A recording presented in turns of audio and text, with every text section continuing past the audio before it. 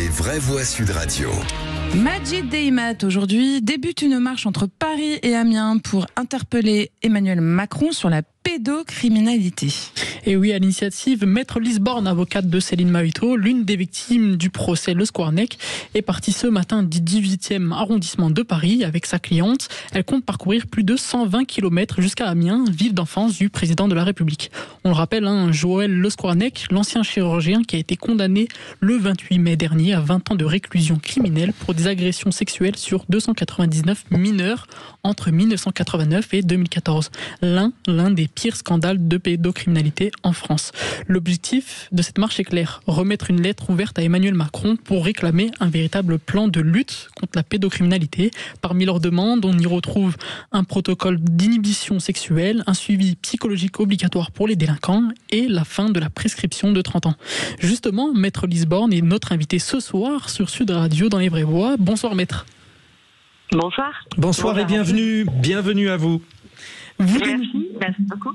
Vous dénoncez justement le silence des pouvoirs publics depuis le procès Le Squarnec et vous êtes justement à la marche. Dites-nous comment ça se déroule et bien sûr où vous êtes actuellement.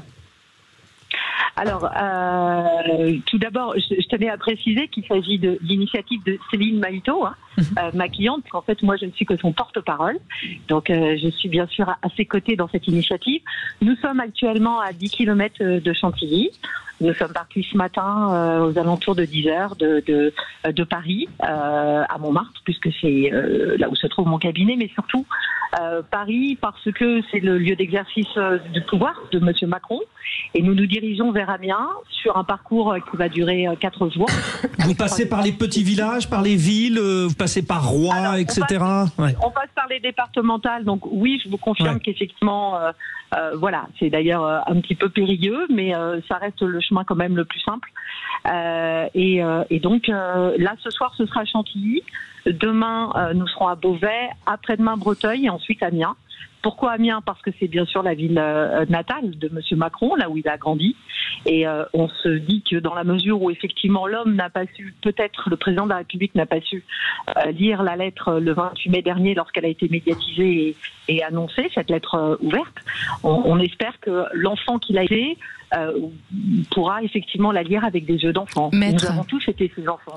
Vous parlez, bonsoir, vous parlez d'un protocole d'inhibition sexuelle. Je voulais savoir si vous copiez sur les initiatives qui ont été prises en Italie, puisque la castration chimique est dorénavant obligatoire pour les délinquants sexuels pédocriminels et les délinquants sexuels en général en Italie.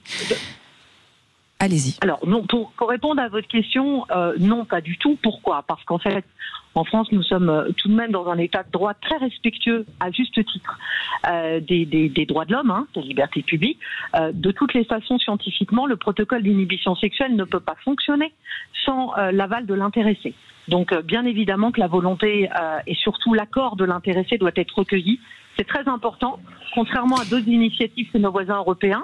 En revanche, je tiens à préciser que au jour d'aujourd'hui, en France, les délinquants sexuels demandent justement à pouvoir bénéficier de ce protocole d'inhibition sexuelle alors qu'ils sont détenus. Il faut savoir qu'en France, ce protocole, on ne leur accorde pas. C'est-à-dire qu'en fait, dans les faits, il y a injonction de soins. On leur dit, écoutez, vous allez effectivement, on vous impose d'être suivi psychologiquement. Si vous le souhaitez, avec votre accord, il y aura protocole d'inhibition sexuelle. Sauf que dans la réalité, faute de moyens dans l'administration pénitentiaire, non seulement il n'y a quasiment pas de suivi psychologique, mais en plus, ce protocole, il leur est administré à la fin de leurs années de détention.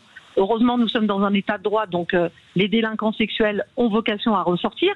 Sauf qu'en fait, lorsqu'ils sortent, on leur donne ce protocole à la fin de la détention. Autrement dit, il faut 2 mois pour qu'il soit efficace. Donc, ils sortent comme des fauves, on va pas se mentir, sans soins, sans rien. Et donc, le protocole devient efficace au bout de 2 mois, sachant que le taux de récidive est le plus important dans les quelques jours qui suivent la sortie de prison. Vous imaginez bien qu'on se moque du monde, en fait. Bon, donc, alors, pour bien comprendre, aujourd'hui, pour mettre hors d'état de nuire quelqu'un qui est pédophile, c'est une construction pédocriminel, c'est une construction psychologique. On a tous, chacun, une attirance. Imaginez-vous de vous enlever cette attirance. On ne l'imagine pas. Celle-ci, c'est criminel. Comment peut-on enlever cette déviance criminelle, sachant qu'elle est construite dans la psychologie? Hormis la démarche chimique, je ne vois pas comment. Même le meilleur des psychiatres n'y arrivera pas. Alors justement, dans l'efficacité réelle, dans l'efficacité qui a été démontrée, il faut tout d'abord, il faut évidemment une injonction de soins psychologiques. C'est fondamental. Si vous ne traitez pas le problème de fond, la réalité, c'est qu'après, qu'on leur retire des pulsions, c'est une chose d'ordre physique, mais dès lors qu'il n'y a plus ce protocole, s'il n'y a pas eu de traitement de fond avec un suivi psychologique, bien évidemment que les pulsions reviennent. Donc c'est pour ça qu'il faut, l'accord de l'intéressé, 2, un suivi psychologique, mais attention, très assidu. Oui, on a compris. Voilà. Pardon, je vais mettre. Le protocole, en plus, avec l'accord de l'intéressé. On va faire réagir nos vraies voix. Pardonnez-moi, maître, parce qu'il nous reste assez peu de temps sur ce sujet. On a quand même envie d'avoir leurs opinions. Raphaël Rémy-Leleu, quand on entend maître Lisborne qui dit qu'il faut demander, effectivement, on est dans un état de droit, on ne va pas dire le contraire, qu'il faut demander au pédocriminel s'il veut bien se faire castrer chimiquement ou whatever, j'ai envie de dire, c'est quand même. Moi, ça me paraît être un non-sens, mais peut-être pas pour vous. Je voulais vous remercier, maître, et remercier votre cliente. Moi, je ne comprends pas pourquoi, dans ce pays, ce cas de pédocriminalité majeur et massif n'a pas beaucoup plus créé une véritable onde de choc, parce que bien sûr, il y a l'aspect chimique, bien sûr, il y a la psychologie intime, mais il y a aussi le niveau de l'impunité et la structure sociale qui sexualise des enfants très jeunes et qui nourrit tout cela. Et en fait, on doit collectivement avancer là-dessus. Et je pense aussi à 2 autres voies de politique publique. C'est l'imprescriptibilité des crimes d'agression sexuelle, de viol commis sur mineurs, qui est une revendication du mouvement des droits des enfants et des mouvements féministes depuis longtemps. Et une dernière chose, je vous donne mon exemple personnel. J'ai été victime de violences conjugales. Mon agresseur a eu une obligation de soins qui ne lui a été jamais notifiée. On n'avancera pas si la justice n'a pas les moyens de faire respecter les injonctions de soins en premier lieu. Michael Sherman. Écoutez, il y a plus de 165 000 enfants victimes de violences sexuelles, qui incluent l'inceste, évidemment les viols et agressions, mais ce ne sont que les chiffres attestés et officiels. Le problème, c'est que ça touche bien souvent dans des familles où le silence est pesant, et ça, le rôle de la République et de l'État, c'est le rôle des conseils départementaux. On le disait tout à l'heure, la protection de l'enfance, c'est une compétence des conseils départementaux et notamment l'aide sociale à l'enfance. Déjà qu'il y ait en France une réelle politique de prévention.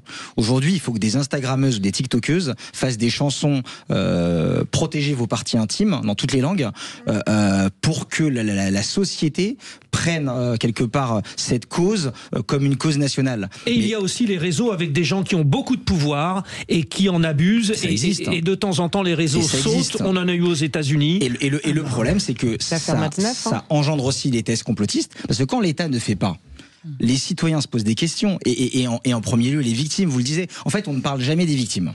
On parle souvent dans la presse le nom des bourreaux, et on ne parle jamais des victimes. Et je pense qu'il faut recentrer le débat sur les victimes, écouter les victimes. Il y a eu des assises de lutte contre l'antisémitisme. J'attends, moi, les assises de lutte contre la pédocriminalité, qui est un fléau dans notre société. Merci beaucoup pour ce sujet, Majid Deimat. Merci aussi, maître Bonne marche. Bonne route.